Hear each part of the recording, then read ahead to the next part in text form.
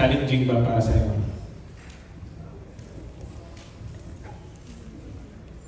Hello, magandang hapon. Ako po dito ay isa sa mga PDL, mga prisoners. So, kasamahan ako ni Dennis sa kulungan. And siguro sa challenge din, yung looks, kasi binabago yung mga looks namin dito. Yan, kasama ko rin sila, Sir Rollins, Sir Ronnie. Talaga binabago yung looks namin dito, pati yung paano kami umasta. So, yun. Pero, tulungan naman eh. Suportahan lang sa isa't isa. Pero after playing the role, kumbaga ano yung pinaka-takeaway mo, mga natutunan mo about kung paano sila yung buhay nila doon? Siguro natuto rin ako mag-sign language, actually, kasi tinuturuan din kami. And siguro natutunan ko sa role or sa story na ginawa namin. Ano ba? Usapang hustisya kasi ito eh. Siguro, ang hirap. Huwag ka na lang muna sigurong, don't judge the book by its cover. Wow, English. Diba? Tama naman. Kasi, hindi natin alam, hindi natin nakikita yung tunay na istorya ng isang tao. So hanggang maaari, huwag natin siyang husgahan, alamin natin yung pinaka-totoo. Hukayin natin yung pinaka-ilalim ng istorya na pinagagalingan ng tao bago natin siya husgahan. At saka mo masabi kung mabuti o masama siyang tao. So sa tingin mo, deserve nila ng second chance or second look ng PDLs? Ako para sa akin, yes. Kasi tao lang tayo eh. Nakakaramdam tayo ng iba't ibang emosyon. Depende sa galit, lungkot, saya na nararamdaman natin. So, kung ipapakita naman ng tao na deserving sa second chance, bakit hindi? Okay, salamat. Thank you. Alright, don't judge the book. Next is Miss Kate Adahar of Random Republica.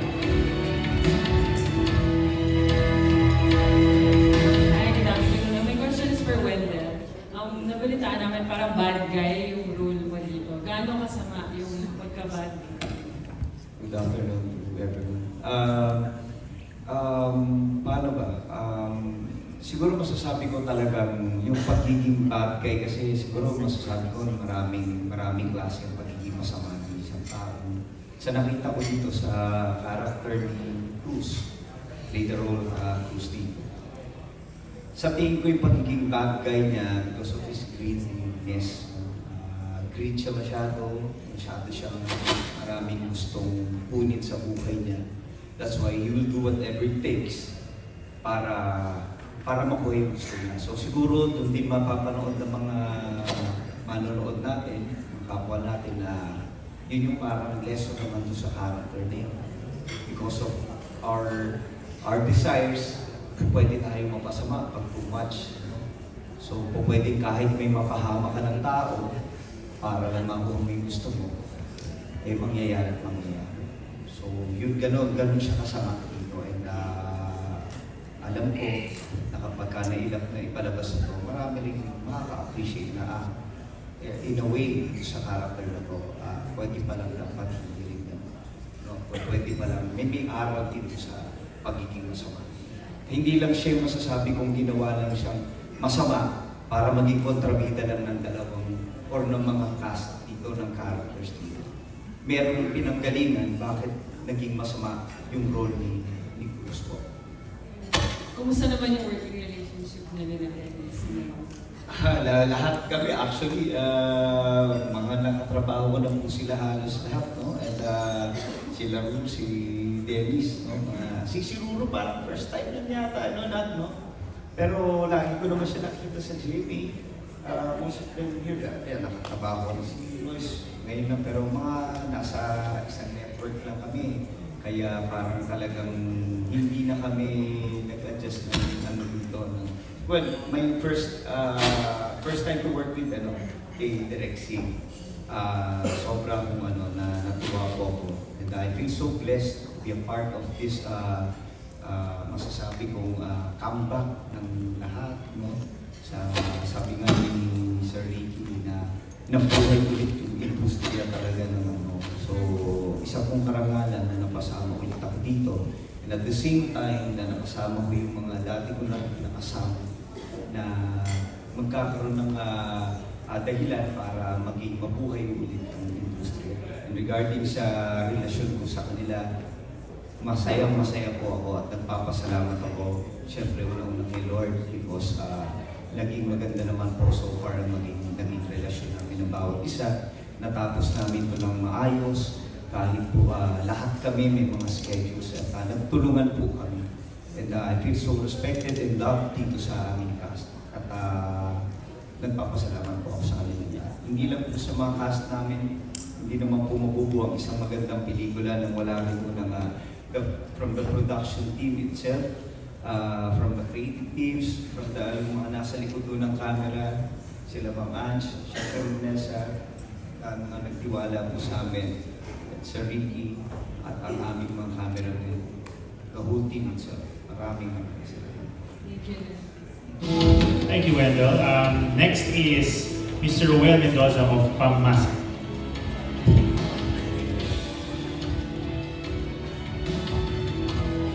Hello. Good afternoon and congratulations sa buong cast ng Green Bones. Ayun, ang aking question ay para kay Miss Isa Calzado. Welcome back. Ito ba yung welcome back kapuso, Isa? Yun. Hello, mga kapuso. Hi, Miss Annette, my friend, and everybody, Miss Nessa. Actually, hindi ko siya na-realize. And I remember being on the set, on the first, before po nun, hello, magandang hapon sa mga kaibigan natin, sa press. Thank you for having me here today. Hello, everyone. Hindi ko na-realize, sabi ni Miss Nessa, is this your comeback project with GMA?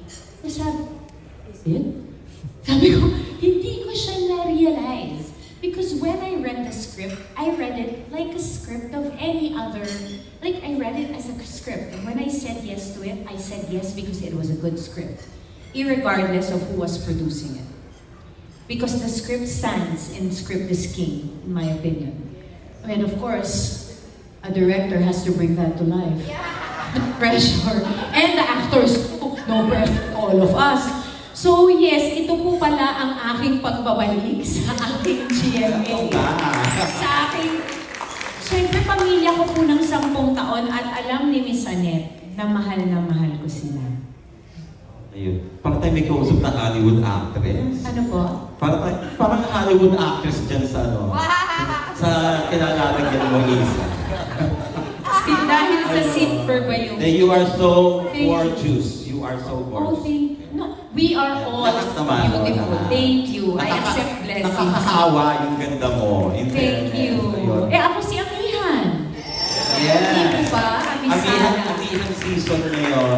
Yes, ang anak ko po ay Amihan din. Amihan season. Yeah. And how is it working again with Dennis, with Wendell, yung mga OG ng sa mga kapuso? Mga high school friends namin yan. Actually, si Wendell po hindi ko naka-eksena, pero si Dennis at si Alex, nakasabayan ko. Nung kailan lang? Mga 5 years ago, kaya tayo. Pero kami, Globe TVC. First time namin ni Dennis talaga mag-act together in a scene. Kasi kahit dun sa Globe TVC namin dati, separate kami na nag-shoot. But how was it? It was like, it felt so familiar but also new. It brought me back to, you know, my 20s. Alam mo yun na parang sila pa rin yung nakikita ko, and I looked at them and I thought to myself, wow, we've been through so much and we're still here. Thank you, Lord. Yun lang. We still look the same. I would like to. Thanks, Bello.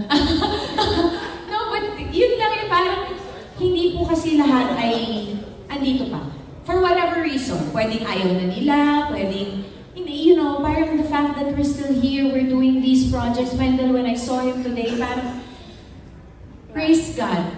Thank you for work. Thank you for meaningful and impactful work, which I think Green Bones is. Parang nakakabata ka rin. What about working yung mga bagong kapuso? Ayan, Naku, hindi ko sila nakatrabaho. Wala silang Ito lang aking anak, si Sienna. Wow, look at this bright young lady, di ba? It's nice to work with everybody. So I wish I had more scenes with them, but I didn't really have as many. This is really in-edit out pa daw ako. Ayun na nga, tatlo lang yung guaranteed ko sa kanila eh. Na-edit out pa, so parang 5 seconds lang. But it's, I said yes because again, the project is so good. And, I really wanted to be part of it. Yeah. So, but will we be seeing you more sa GMA naman? Teleserye or... For now, I am very busy. Mag-yes ka na lang. Yes to my daughter's network. That is the Dea network. I am very busy. She's quite a demanding and hard to please, but no, she's not demanding or hard to please. But I am a mother, first and foremost, in this season of my life. And I am currently also in a play. Nag-promote, sorry guys I'll take this opportunity. Last 5 shows na po. So yun po ang pinagkakabisihan ko. And I do not know what life has in store for me. So I will always say yes when the project feels right for me. So yun, thank you. Thank you, Lisa. Dagdag ko lang kay Pauline at kay Sofia.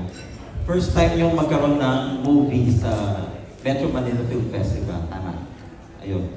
Ay, Pauline, nagkaroon ka na before. I think sure ba yun?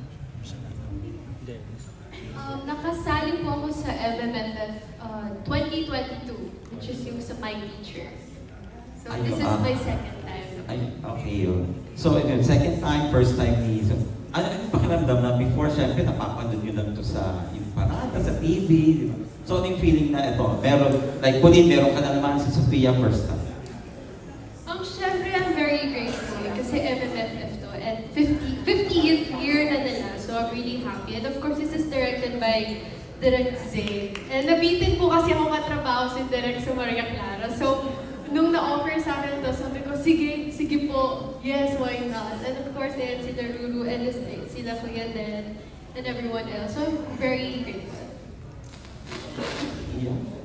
Super grateful din po. And nagulat din po ako na mag-MMFF. Kasi last year po, nanonood din ako ng Firefly. Tapos, si Direk Zane kasi, napapanood ko yung mga projects niya. Tapos sabi ko, I wanna work with Direk Zane. Lalo na host ko kasi si Ate Isabel. So, ang dami niyang kwento about Direk Zane na sana daw maka-work ko kasi super chill, super calm. Tapos nung naka-work ko na siya, sabi ko, totoo nga. And of course, I would also like to thank Miss Ange, Miss Nessa, Miss Annette, Miss Joy, Sir Ricky, Sir JC, Sir Bats. Thank you for the opportunity. Thank you. Okay, thank you sa inyo. Thank you. Okay.